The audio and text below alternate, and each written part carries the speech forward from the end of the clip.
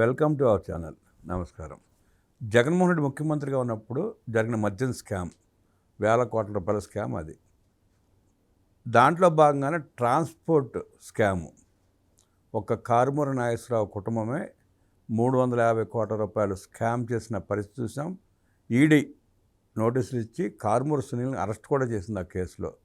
కారుమూరి నాగేశ్వరరావుకి నోటీసులు ఇస్తే విచారణకు రాకుండా సుప్రీంకోర్టు దాకా వెళ్ళాడు ఆయన. సుప్రీంకోర్టు సిజేఐ కూడా స్పష్టంగా కారుమూరి నాగేశ్వరరావుని కస్టోడియల్ ఇంట్రాగేషన్ చేయాలంటూ తీవ్ర వ్యాఖ్యలు చేసింది. మనీ లాండరింగ్ ఎంత దారుణంగా చేశారో దాన్ని దృష్టిలో పెట్టుకునే సిజేఐ కూడా ఆ వ్యాఖ్యలు చేసినట్టు అర్థమవుతూ ఉంది. సుప్రీంకోర్టు అంత ఘాటుగా స్పందించడం గల కారణాలు ఏంటి? ఆ స్కామ్ 350 కోట్లు తాగిందా? రాష్ట్ర వ్యాప్తంగా ఇంకెన్ని వేల కోట్ల రూపాయలు జరిగింది? ట్రాన్స్పోర్ట్ కాంట్రాక్ట్ మాత్రమే. మరిన్ని విషయాలు తెలుసుకునే ప్రయత్నం చేద్దాం. విశ్లేషించడానికి మనతో కూడా ఉన్నారు సీనియర్ జర్నలిస్ట్ సత్యమూర్తి గారు. వారిని మరిన్ని విశేషాలు తెలుసుకుందాం. నమస్తే సార్. నమస్కారం అండి. సుప్రీంకోర్టు సిజే చాలా ఘాటుగా స్పందించింది. కస్టోడియల్ ఇంట్రాగేషన్ చేయాలి కారుమూరి నాగేశ్వరరావు అంటూ. గతంలో కారుమూరి నాగేశ్వరరావు చాలాసార్లు మీరు కూడా వినే ఉంటారు. కృష్ణాజిల్లా అవతల లాగి నరికేస్తాం, అవతల ఇంట్లోకి వెళ్ళి కొడతామంటూ చాలా వ్యాఖ్యలు చేశాడు ఆయన. ఈ ట్రాన్స్పోర్ట్ కాంట్రాక్టు 350 కోట్ల రూపాయల స్కాము, మనీ లాండరింగ్, పూర్తి వివరాలు ఏంటి సార్? ఎట్లా చూస్తారు సార్? ఇది మొత్తం ఏపీ లిక్కర్ స్కామ్ అనేది అది మొత్తం దేశంలోనే కాదు, ఈ ప్రపంచంలోనే జరిగిన అతిపెద్ద భారీ స్కామ్. మామూలుగా ఎవరైనా ఇండివిజువల్స్ కుంభకోణం చేస్తే దాన్ని పట్టుకోవచ్చు, శిక్షించవచ్చు. మన కర్మ, మన దరిద్రం ఏంటి అంటే జగన్మోహన్ రెడ్డి నేతృత్వంలోనే ఆంధ్రప్రదేశ్ ప్రభుత్వమే కుంభకోణం చేసింది. ఇంకా ఇంతకన్నా దరిద్రం ఏ రాష్ట్రానికి పట్టదు. రాష్ట్ర ప్రభుత్వమే కుంభకోణం చేస్తే, అంటే రాష్ట్ర ప్రభుత్వంలో ఒక అధికారాలున్న ఒక వ్యక్తి కుంభకోణం చేయటం చూసాం. నేను చెప్తున్న తేడా అది. ఇప్పుడు ఎవరో ఒక మంత్రి ఉంటాడు, ఆ మంత్రి కుంభకోణం చేస్తాడు. రాష్ట్ర ప్రభుత్వం, రాష్ట్ర పోలీసులు అతన్ని పట్టుకుంటారు. ఈ రాష్ట్ర పోలీసులో, కేంద్ర పోలీసులో ఎవరో ఒకళ్ళు, ఎన్ఫోర్స్మెంట్ డైరెక్టరేటో, సిబిఐయో. ఇది అది కాదు. ఈ కేసు ఏంటి అంటే రాష్ట్ర ప్రభుత్వమే కుంభకోణం చేసింది, భారీ కుంభకోణం. ఇది మన రాష్ట్రానికి దరిద్రం, అత్యంత నీచమైన దరిద్రం ఇది. ఈ దరిద్రం ఏ ఎక్స్టెంట్కి ఉంది అంటే మొత్తం టోటల్గా 35,000 కోట్ల రూపాయలు కొట్టేశారు అనేది ఒక అంచనా.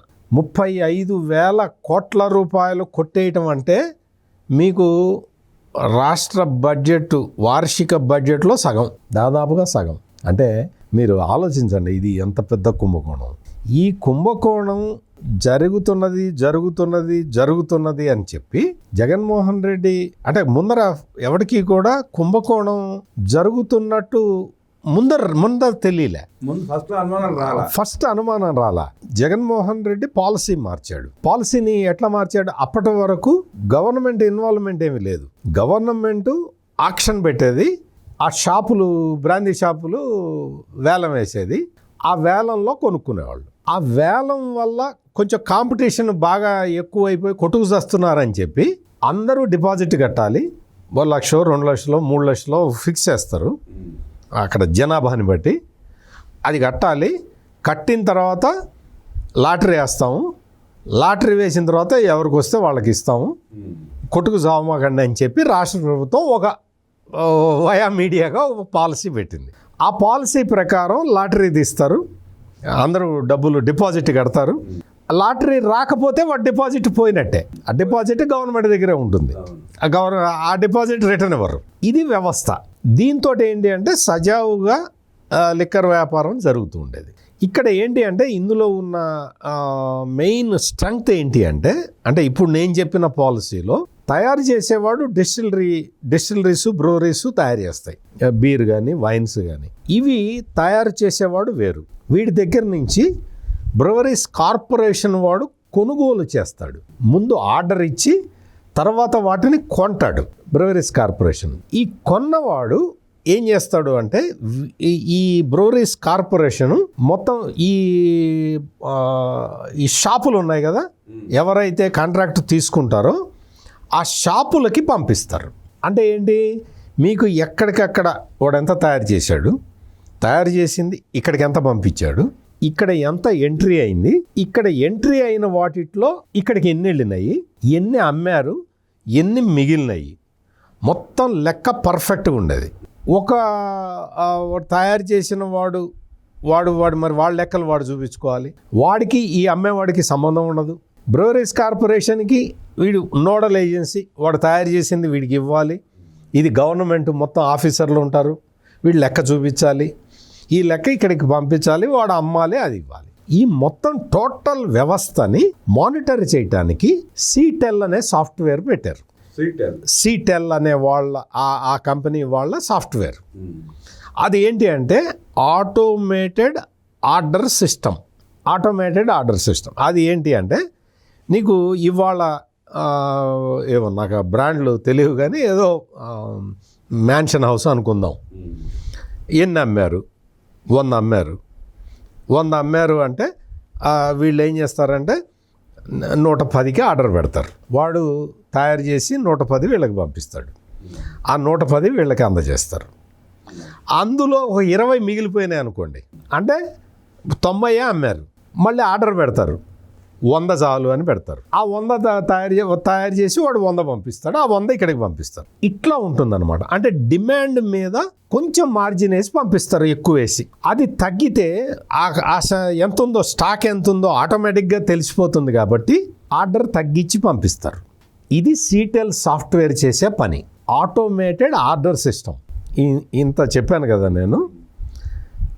ఇదంతా నా ఒక్కడికే తెలుసా అంటే నా ఒక్కడికే కాదు, జగన్మోహన్ రెడ్డికి తెలుసు, ఇంకా బాగా తెలుసు. అందుకని జగన్మోహన్ రెడ్డి ముఖ్యమంత్రి కాగానే ఏం చేశాడు అంటే ఫస్ట్ ఈ ఆటోమేటెడ్ ఆర్డర్ సిస్టమ్ని ఆపేశాడు. ఆటోమేటెడ్ ఆర్డర్ సిస్టము కంప్లీట్గా అయిపోయింది. నెక్స్ట్ అది ఫస్ట్ స్టెప్. నెక్స్ట్ మాన్యువల్గా ఆర్డర్లు ఇవ్వటం మొదలుపెట్టారు. సెకండ్ స్టెప్ డిస్టిలరీలు బ్రూవరీలు నడిపే వాళ్ళని వాళ్ళ పేరు మీదే ఉంచి వాళ్ళని బెదిరించి, వాళ్ళ దగ్గర రాత కోతలేం లేవు, బెదిరించి పంపించడమే వాడిని. నువ్వు బతికుండాలి అంటే ఇది వదిలేసిపో, వాడు వదిలేసిపోతే వీళ్ళు నడుపుకుంటారు, అది వాళ్ళే నడుపుతారు, తయారు చేస్తారు. ఇక్కడ బ్రూవరీస్ కార్పొరేషన్లో ఎక్కడో రైల్వేలో రైల్వే ర్యాక్లు అంటారు, రైల్వే ర్యాక్లు అలాట్ చేసే అంటే రైల్వే ట్రాఫిక్ డివిజన్లో పనిచేసే ఒక అధికారిని తీసుకొచ్చి ఈ బ్రూవరీస్ కార్పొరేషన్లో పెట్టారు.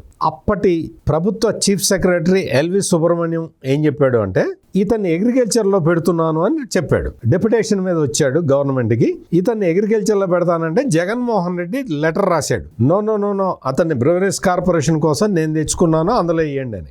జగన్మోహన్ రెడ్డి ఛాయిస్ మేరకు అతన్ని బ్రూవరీస్ కార్పొరేషన్ ఎండీగా పెట్టారు. అయిపోయిందా? మూడోది పాలసీ మారుస్తున్నాను. చంద్రబాబు నాయుడు ఉన్నప్పుడు అంటే 2014 నుంచి 2019 వరకు విచ్చలవిడిగా మద్యం వేరులై పారింది, అన్ని బెల్ట్ షాపులు పెట్టేశాడు, రాష్ట్రం మొత్తం అందరినీ తాగుబోతుల్ని చేసేసాడని ఈ గుడ్డు గూసు అని ఈ కబుర్లు చెప్పి ఈ మొత్తం వ్యవస్థ మొత్తాన్ని ఈ నోటిఫికేషన్లు ఇవ్వటం, వాటికి షాపులు కేటాయించటం, ఈ వ్యవస్థనంతా రద్దు చేస్తున్నాను, ప్రభుత్వమే డిపోలు నడుపుతుంది అని గంభీరంగా ఉపన్యాసం ఇచ్చాడు. ఆ ఉపన్యాసం విని అమ్మా నిజమే అనుకున్నా నేను కూడా.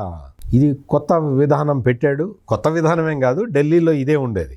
ఢిల్లీలో అరవింద్ కేజ్రీవాల్ ఏం చేశాడంటే ఇప్పటిదాకా నేను చెప్పిన దాన్ని జగన్మోహన్ రెడ్డి ఇటు చేశాడు కదా, కేజ్రీవాల్ ఇటు చేశాడు, రివర్స్ చేశాడు. అంటే అంతకుముందు ఆంధ్రప్రదేశ్లో ఏ సిస్టమ్ అయితే ఉందో అది అడాప్ట్ చేసుకున్నాడు కేజ్రీవాల్. ఆ సిస్టమ్ని రివర్స్ చేశాడు జగన్మోహన్. ఆ ఢిల్లీలో ఉన్న సిస్టమ్ని ఇక్కడ పెట్టాడు. పెట్టిన తర్వాత నీకు వైసీపీ కార్యకర్తలందరినీ పిలిచాడు, ఒక్కొక్క దుకాణానికి ఇద్దరిద్దరు. ఈ సజ్జల రామకృష్ణారెడ్డి ఒక మాట అన్నాడు, మీకు గుర్తుండే ఉంటుంది, ప్రైవేటు వాడు అమ్మితే కుంభకోణం కానీ గవర్నమెంటే అమ్మితే కుంభకోణం ఏంటి అన్నాడు అతి తెలివిగా. ఆ మాటనే కుంభకోణం చేశారు. అతి తెలివిగా అన్నాడు అనమాట. నీకు ఈ గవర్నమెంట్ డిపో పెట్టింది, ఈ డిపోలో ఎంప్లాయీస్ ప్రైవేట్ వాళ్ళు వైసీపీ కార్యకర్తలు, డిపోలో ఎంప్లాయీ కూడా గవర్నమెంట్ వాడే అయితే గవర్నమెంట్ అమ్మినట్టు. అంటే వాళ్ళ అతి తెలివితేటలు చూడండి ఎట్లా ఆర్గ్యుమెంట్ ఎట్లా పెడతారు. పెట్టారు మొత్తం వాళ్ళ కార్యకర్తలను పెట్టారు, పేరుకి గవర్నమెంట్ డిపో ఉంటుంది, అమ్మేదంతా ప్రైవేట్ వాళ్ళు. వాళ్ళ మనుషులు. ఈ మనుషుల్ని రిక్రూట్ చేసింది ఎవరు? పెద్దిరెడ్డి మిథున్ రెడ్డి ఈ మనుషుల్ని రిక్రూట్ చేసింది. అయిపోయిందా? తయారు చేసేది నువ్వే, ప్రొక్యూర్ చేసేది నువ్వే, డిస్ట్రిబ్యూట్ చేసేది నువ్వే, అమ్మేది నువ్వే. అయిపోయా. ఇదే కుంభకోణం. సింపుల్గా ఇదే కుంభకోణం. Only cash transaction. అన్ని వ్యవస్థ మొత్తాన్ని తన గుప్పిటిలో పెట్టుకున్నాడు జగన్మోహన్ రెడ్డి. అదే కుంభకోణం. తర్వాత ఏమైంది?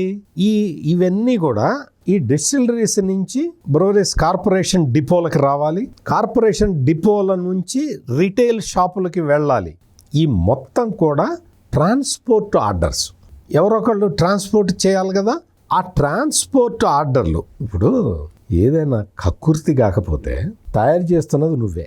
ఇక్కడ ఇంత ప్రాఫిట్ వచ్చింది, ఈ ప్రాఫిట్ కొట్టేస్తున్నావు. ఇక్కడ లెక్కపత్రం లేకుండా ఇక్కడ అమ్ముతున్నావు. ఇక్కడ నుంచి లెక్కపత్రం లేకుండా సప్లై చేస్తున్నావు. ఇక్కడికి సప్లై చేసిన తర్వాత మీరు ఇందాక అన్నట్టు అన్ని క్యాష్ ట్రాన్సాక్షన్స్. ఇక్కడ డబ్బులు కొట్టేస్తున్నావు. అంటే అక్కడ కొట్టేస్తున్నావు, తయారు చేసే దగ్గర కొట్టేస్తున్నావు, అమ్మే దగ్గర కొట్టేస్తున్నావు, మధ్యలో కూడా కొట్టేస్తున్నాడు. మధ్యలో వీడు 100 బాటిల్స్ అని చెప్పి 110 బాటిల్స్ పంపిస్తున్నాడు. ఈ 100 అమ్ముతారు, 100 లెక్క చూపిస్తారు, 10 లెక్క ఉండదు, ఆ డబ్బులు వస్తాయి. ఇన్ని కొట్టేస్తున్నావు కదా, శుభ్రంగా నీట్గా కనీసం ఆ ట్రాన్స్పోర్ట్ అన్నా కరెక్ట్గా చేయాలి కదా. అంటే సామంత దోపిడీదారులను పెట్టుకుని తలా పక్కన ఇచ్చాడు అనమాట. అంటే ఎంత దురాశ పూరితంగా వ్యవహరించారో చెప్తున్నా. తయారు చేసే చోట కొట్టేశావు, డిస్ట్రిబ్యూషన్లో కొట్టేశావు, డిస్ట్రిబ్యూషన్లో మతలబు చేస్తున్నావు, అమ్మటం దగ్గర అమ్మటం దగ్గర మొత్తం కొట్టేస్తున్నావు. దీంతో ఆగి చావచ్చు కదా. ఇంకా కొట్టాలి, ఇంకా కొట్టాలి, ఇంకా కొట్టాలి. బావి తవ్వుతుంటే నీళ్లు ఎక్కువ అవుతున్నాయి, ఆశ పెరిగిపోయింది. తాగటానికి నీళ్లు వాడుకోవచ్చు, ట్యాంకర్లలో పెట్టి బిజినెస్ చేయటం మొదలు పెట్టారు, మోటార్ వేసి గుంజటం మొదలు పెట్టారు. అంటే బావిలో నీళ్లు తోడి ఈ తరహాలో పెట్టిన తర్వాత ఇదంతా కూడా ఈ ట్రాన్స్పోర్ట్ చెయ్యాలి. నిజంగా మామూలుగా తయారు చేసేవాడు జగన్మోహన్ రెడ్డి, సేకరించేవాడు జగన్మోహన్ రెడ్డి, అమ్మేవాడు జగన్మోహన్ రెడ్డి కదా. కాంట్రాక్ట్ నాకు ఇచ్చారనుకోండి, చెప్తున్నా మామూలుగా, నాకు జగన్మోహన్ రెడ్డికి సంబంధం లేదు, నాకు ఇచ్చారు. నేనేం చేస్తాను?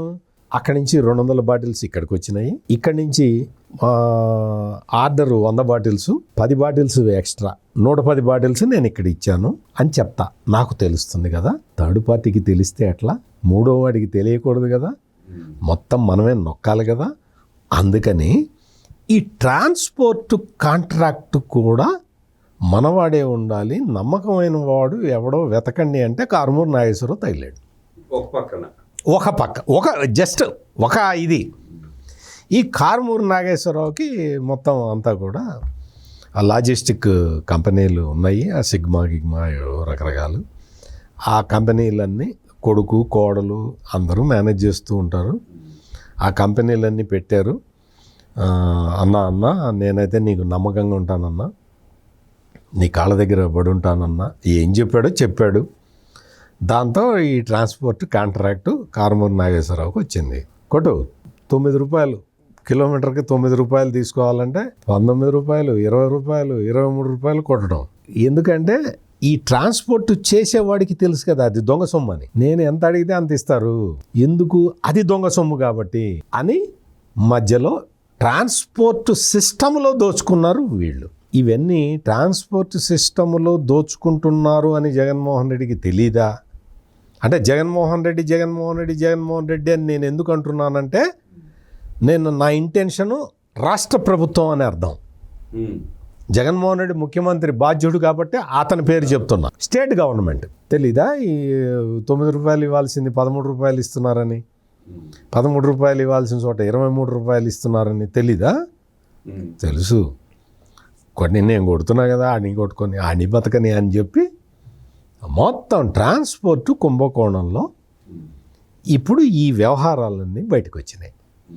ఈ వ్యవహారాలన్నీ బయటకు వచ్చిన తర్వాత అసలు యాక్చువల్గా కారుమూరి నాగేశ్వరరావు ఇందులో ఇన్వాల్వ్ అయి ఉన్నాడు అని చాలామందికి తెలీదు.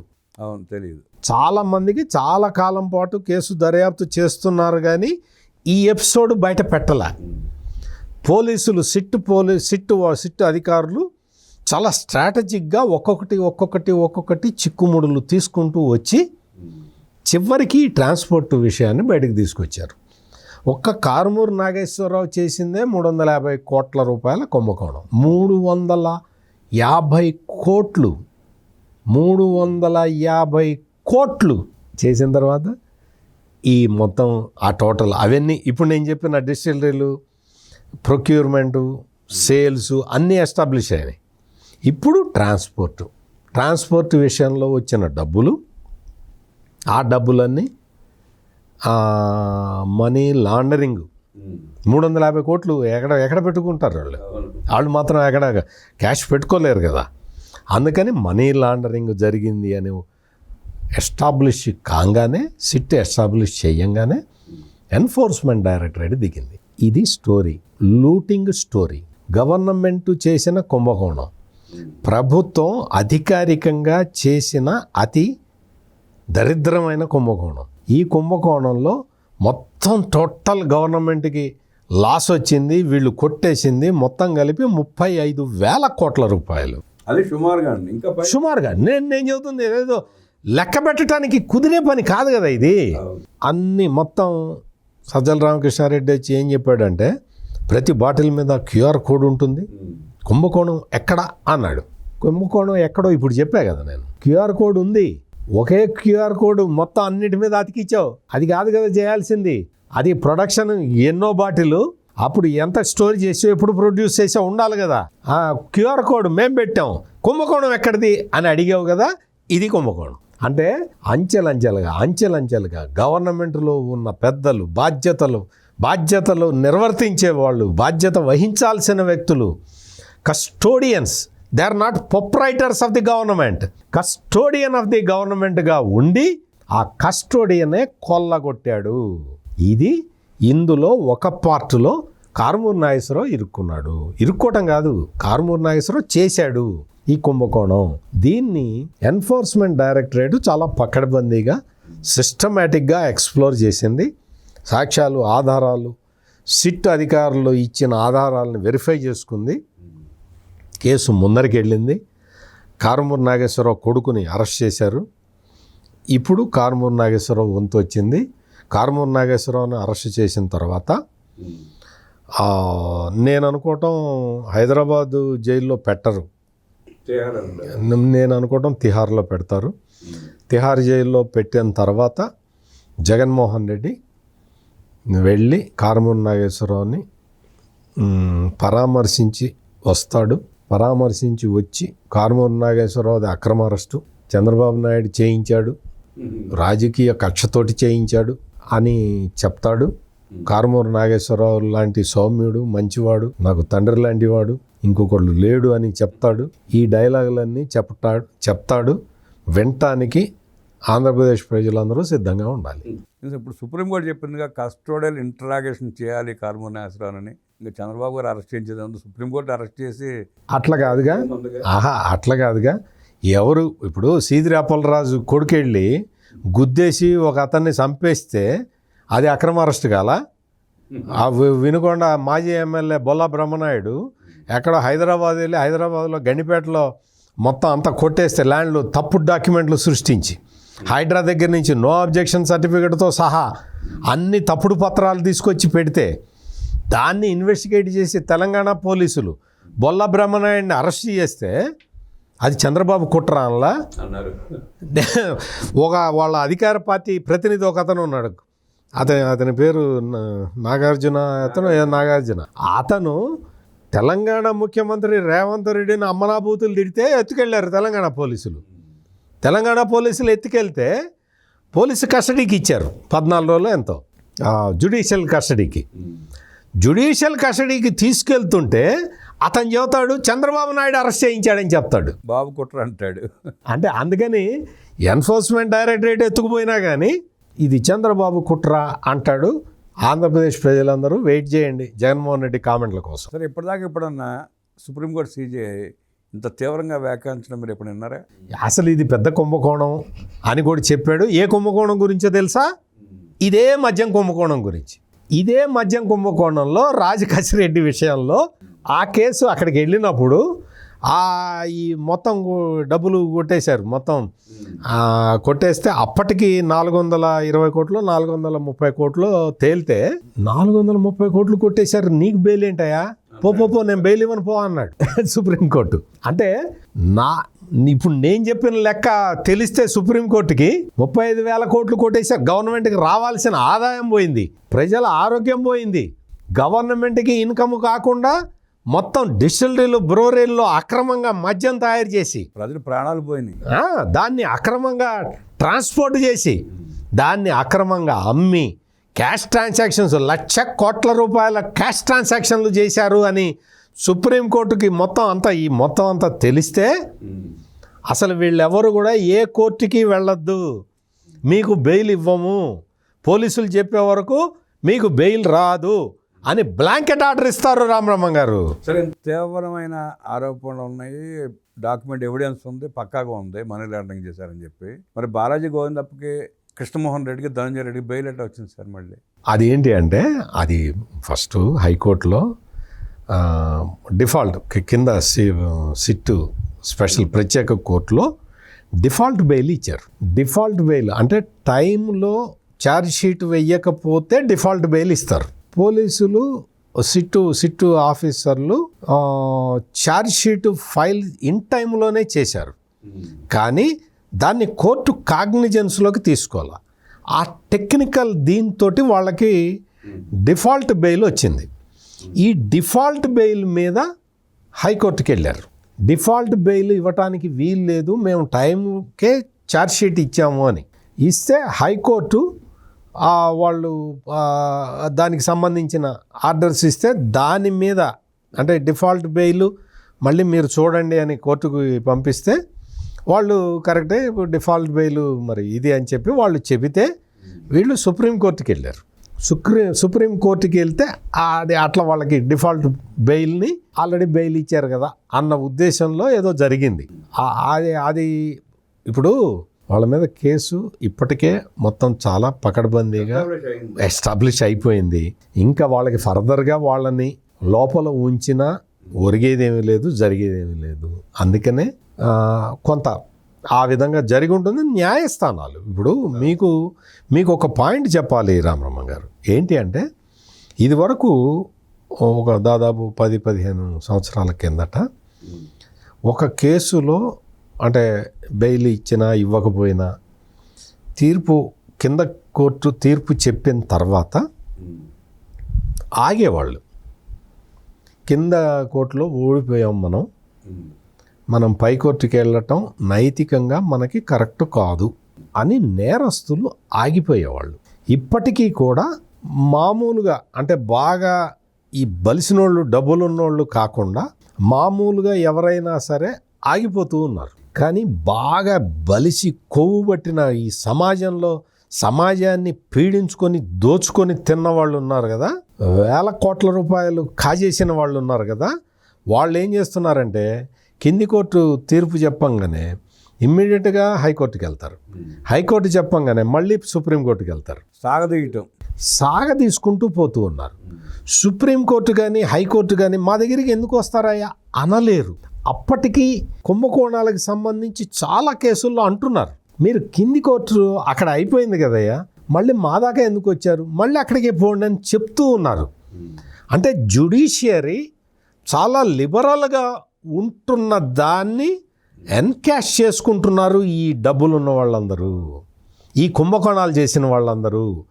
దీన్ని జ్యుడిషియరీ కూడా పరిగణలోకి తీసుకోవాలి. అప్పటికి చెప్తున్నారు, నేనేం చెప్పటం లేదు అంటలే. సుప్రీంకోర్టు చెప్తున్నది, హైకోర్టు కూడా చెప్తుంది, మా దగ్గరికి ఎందుకు వచ్చావా, పో లోకల్ కోర్టుకి వెళ్ళిపో, నీకోసమే స్పెషల్ కోర్టు పెట్టారు అక్కడికి వెళ్ళి తెలుసుకోపో అని చెప్తూ ఉన్నారు. అయినా సరే రికోర్స్కి వెళ్తూ ఉన్నారు, సింగిల్ జడ్జికి వెళ్తారు, తర్వాత దేశసభ్య ధర్మాసనానికి వెళ్తారు, ఆ తర్వాత సుప్రీంకోర్టుకి వెళ్తారు, ఆ సింగిల్ జడ్జి తీర్పు చెబితే మళ్ళీ ధర్మాసనానికి వెళ్తారు, మళ్ళీ ఇక్కడికి రమ్మంటే కింది కోర్టుకు వస్తారు, కింది కోర్టులో మళ్ళీ వాళ్ళకి వ్యతిరేకంగా రాగానే మళ్ళీ ఇదిగో చూడు ఇంకొక క్లాజ్ తీసుకొని మళ్ళీ హైకోర్టుకి వెళ్తారు, మళ్ళీ హైకోర్టుకి వెళ్ళి మళ్ళీ సేమ్ ప్రాసెస్ మళ్ళీ సుప్రీంకోర్టు డిలే ప్రాసెస్ అనేది అంత డిలే చేయడం కోసం. ఇది అంతా కూడా వీళ్ళందరూ అంటే భారత న్యాయ సూత్రాల ప్రకారం 100 మంది నిర్దోషులు 100 మంది దోషులు తప్పించుకున్నా పర్వాలేదు, కానీ ఒక్క నిర్దోషికి శిక్ష పడకూడదు అనేది అది మన ధర్మసూత్రం, న్యాయ సూత్రం. కాబట్టి ఆ సూత్రంలో తప్పించుకుంటున్నారు వీళ్ళందరూ. సరే, ఇదే మద్యం స్కామ్లో చెవిరెడ్డి భాస్కర్ రెడ్డికి బెయిల్ వచ్చింది, బయటకు వచ్చాడు. మొన్న ఆయన కూడా సుప్రీంకోర్టు దాకా వెళ్ళి సత్యప్రసాద్ అనే వ్యక్తికి బెయిల్ ఇవ్వద్దు, ఇస్తే మాకు ప్రమాదం అంటూ సుప్రీంకోర్టుకి వెళ్ళి సుప్రీంకోర్టు చివాట్లు పెట్టింది. బెయిల్ తెచ్చుకున్న వ్యక్తి ఆయనకి బెయిల్ ఇవ్వద్దని కోరడం ఏంటి సార్? ఇది ఇప్పుడు అది కొత్త ట్రెండ్. ఈ జగన్మోహన్ రెడ్డి మొదలు పెట్టాడు. మీకు జగన్మోహన్ రెడ్డి అని నేను పేరెందుకు చెప్తున్నాను అంటే, ఇప్పుడు మీరు చెప్పిన ఆ సిస్టంలోనే వివేకానంద రెడ్డి మర్డర్ కేసులో కూడా జరుగుతున్నది. సేమ్ అదే ప్రాసెస్. వాడికి బెయిల్ ఎందుకు ఇచ్చావని వీడు అడుగుతాడు. అరే నువ్వు నేరస్తుడివిరా అంటే వాడికి ఎందుకు ఇచ్చావు బెయిల్ అని వీడి కోర్టుకు వెళ్తాడు. వాడు ఇంకొకడేమో కేసు తొందరగా తేల్చండి అని ఇంకొకటి వెళ్తాడు. మొత్తం అందరూ వీళ్ళే. కేసు తొందరగా తెలుసాలంటే మరి ఏం చేయాలి అంటే, ఆ రామ్ సింగ్ని తీసేసి వేరే వాడిని వేయండి అంటారు. ఆ రామ్ సింగ్ అనే సిబిఐ ఆఫీసర్ టఫెస్ట్ గై. అతను వదిలించుకోవాలంటే ఇతను స్లోగా చేస్తున్నాడు సార్, మంచివాడిని వేయండి అంటే సుప్రీంకోర్టు ఏమంటుంది? అరే కేసు తొందరగా తేవలాలి కదా, రామ్ సింగ్ కన్నా పై అధికారిని వేద్దామని పై అధికారిని వేశారు. వీళ్ళకి కావాల్సింది అది. అంటే ఇట్లా కోర్టులతోటి ఆడుకుంటున్నారు. అంటే నేను ఈ మాట చెప్పకూడదు, కానీ జరుగుతున్నది అది. ప్రజలకు అర్థమయ్యే, ప్రజలు అనుకునేది కూడా అదే. లేకపోతే ఒక పిన్నెల్లి రామకృష్ణారెడ్డి మీద మాచర్ల మాజీ ఎమ్మెల్యే ఈవీఎం బద్దలు కొట్టాడని కేంద్ర ఎన్నికల సంఘం కేసు పెడితే అది సుప్రీంకోర్టు దాకా తిరుగుతూనే ఉంది. ఆ తర్వాత అరెస్ట్ చేశారు. మీరు ఒకటి కాదు, రెండు కాదు, ఇప్పుడు బయటకు వస్తున్న ఈ కేసులన్నీ కూడా జగన్ రెడ్డి ముఠాకి సంబంధించిన కేసులు ఇదే పరిస్థితి. మొత్తం అసలు ఎవరో అమరావతి మహిళల్ని తిట్టాడు ఓ జర్నలిస్టు, వేశ్యలు అన్నాడు. మొత్తం వేశ్యలే ఉన్నారు అమరావతి మొత్తం అన్నాడు. అతన్ని కూడా వాళ్ళు కోర్టులన్నీ పైదాకా తీసుకెళ్ళి కోర్టులన్నీ తిప్పి తెచ్చుకున్నారు. అంటే ఎట్లా ఉందో చూడండి ఇక్కడ. అంటే బాగా పైసలు ఉన్నాయి, చేతిలో మంచి గొప్ప గొప్ప అడ్వకేట్లు ఉన్నారు. అందుకని వాళ్ళు దే ఆర్ ప్లేయింగ్ టాక్టిక్స్. ఇది జరుగుతున్నది. కాకపోతే ఏంటి అంటే వీ మస్ట్ అప్రిషియేట్ ది మొత్తం జ్యుడిషియరీ. మీరు ఎక్కడన్నా చూడండి, మీరు ఏ కేసులైనా చూడండి, అల్టిమేట్గా న్యాయం ధర్మమే ప్రివైల్ అవుతూ ఉన్నాయి. న్యాయం ధర్మం ప్రివైల్ అవుతూనే ఉన్నాయి అన్ని కేసుల్లో. గెలుస్తుంది ఖచ్చితంగా. వీళ్ళు వెళ్తున్నారు, వీళ్ళకి యాంటిసిపేటరీ బెయిల్స్ రావట్లేదు. కుంభకోణం చేసిన వాడికి యాంటిసిపేటరీ బెయిల్ ఏందా పో అంటున్నారు. అన్నీ జరుగుతూ ఉన్నాయి. కొన్ని కేసుల్లో యాంటిసిపేటరీ బెయిల్స్ వస్తూ ఉన్నాయి. యాంటిసిపేటరీ బెయిల్ వచ్చిన తర్వాత ఇంకొకటి ఏంటంటే, ఆంధ్రప్రదేశ్ పోలీసు కూడా ఈ జ్యుడిషియల్ రికోర్స్ తీసుకునే వాళ్ళని వదిలేస్తున్నారు. కోర్టు ఏం చెబితే అది చేస్తామని ధర్మబద్ధంగా వదులుతున్నారు. అందరూ ఆంధ్రప్రదేశ్ ప్రజలందరూ గమనించాల్సిన విషయం, ఆంధ్రప్రదేశ్ పోలీసులు అసమర్థులై వదలటం లేదు. వాళ్ళు ఏదో పొలిటికల్ కన్సిడరేషన్స్ తోటి వదలటం లేదు. మనం ధర్మబద్ధంగా వ్యవహరించాలి అన్న ఉద్దేశంతోనే వాళ్ళు కోర్టుకి అప్రోచ్ అయితే, పిన్నెల్లి రామకృష్ణారెడ్డి కూడా కోర్టుకి అప్రోచ్ అయిందాక పోలీసులు అరెస్ట్ చేయలే. ఈవీఎం బద్దలు కొట్టిన కేసులో అన్ని కేసుల్లో అంతే. అన్ని కేసుల్లో మైన్స్ కేసులో కాకాని గోవర్ధన్ రెడ్డి కూడా అంతే. కోర్టు దగ్గరికి వెళ్ళి యాంటిసిపేటరీ బెయిల్ రిజెక్ట్ అయితేనే అరెస్టులు చేస్తూ ఉన్నారు. ఇది ధర్మబద్ధంగా జరుగుతున్న పాలన కాబట్టే పోలీసులు ఇంత వాళ్ళు న్యాయం జరగాలి మాకు అనే కోరికని తీర్చుకునే వరకు వదులుతున్నారు. అందుకని మనం ఆంధ్రప్రదేశ్ పోలీసుల్ని తప్పుబట్టి ఇంకా అరెస్ట్ చేయలేదేంటి అనటం కూడా కరెక్ట్ కాదు. ఇప్పుడు చూస్తారు కదా, ఈ మద్యం కుంభకోణం ఇంత దాకా తీసుకొచ్చారు అంటే, తీసుకొచ్చింది అంటే ఈరోజు ఎన్ఫోర్స్మెంట్ డైరెక్టరేట్ వాళ్ళందరినీ అరెస్ట్ చేస్తున్నా, వీళ్ళందరినీ ఇంతకు ముందరే అరెస్ట్ చేసింది Andhra Pradesh police. Jaganmohan Reddy and co మద్యం కేసులో వాళ్ళు ప్రవర్తిస్తున్న తీరు, చేస్తున్న విన్యాసాలు, సిజే వ్యాఖ్యానాలను స్వాగతిస్తూ, జగన్మోహన్ రెడ్డి కూడా త్వరలో ఇదే రకంగా సిజే కస్టోడియల్ ఇన్వెస్టిగేషన్కి ఆదేశించే అవకాశం ఉందని, జగన్ రెడ్డి అయితే తిహార్ జైలుకి వెళ్ళక తప్పదంటూ విశ్లేషించిన సత్యమూర్తి గారు ధన్యవాదాలు తెలియజేస్తూ నమస్కారం.